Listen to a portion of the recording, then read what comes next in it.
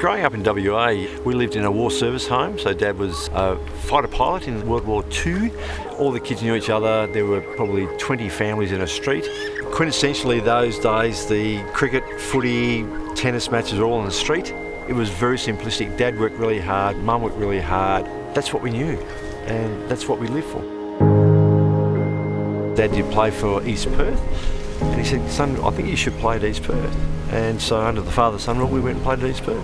So I played 50 games at the time. Mum and Dad get a phone call from a couple of footy clubs saying, "We think your son can play a little bit. Would he be interested in coming and playing the VFL with our club?" Well, when I moved to Melbourne, it was an adventure, living by myself. Had to cook, wash, iron, all those sorts of things, train 3 nights a week, work during the day. So my life changed very quickly. We bought our first home in a suburb called West Meadows, which was 3 kilometres from Tullamarine Airport. So to actually have your own house and live in it and mow the lawns, you know, all those sorts of things, paint things, our first home, $38,000. And we sold it 2 years later for $38,500. So I've always been really good at real estate. Best days of my life. You just understand that you're in a very successful club and you're a very small part of that club, and they wanted you to actually build the club to be better. And until I left, I thought, I'm just a very lucky bloke to be a part of this. In my 10th year, things were starting to sort of just get a bit flat, and I thought, let's go back home. Good time to get back home, bring the kids up in Perth and go back and play with East Perth.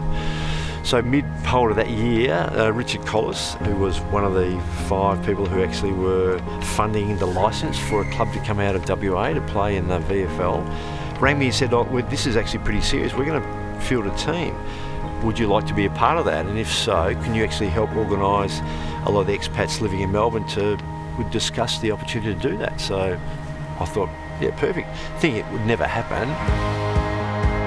Running out on the ground in March '87, you're going, how good is this? Glendinning's in, takes them up. We struggled a bit through the course of the game, but we won it. The kick from Glendinning, plenty of distance, fans happy, and a leader's goal it was. It's a great reflection and a wonderful feeling to actually say, well, you're a small part of what is now a magnificent ship, which is the West Coast Eagles.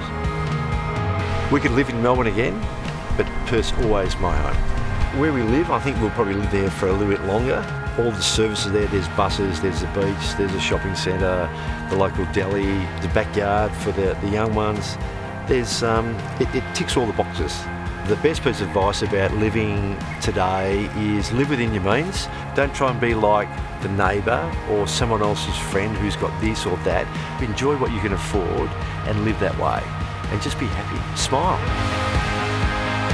To see us now here at Mineral Resources Park, you think, how the hell did we get here? We have the best connection of any sporting club in Australia with our community. So living and working here, this is our home. Great place.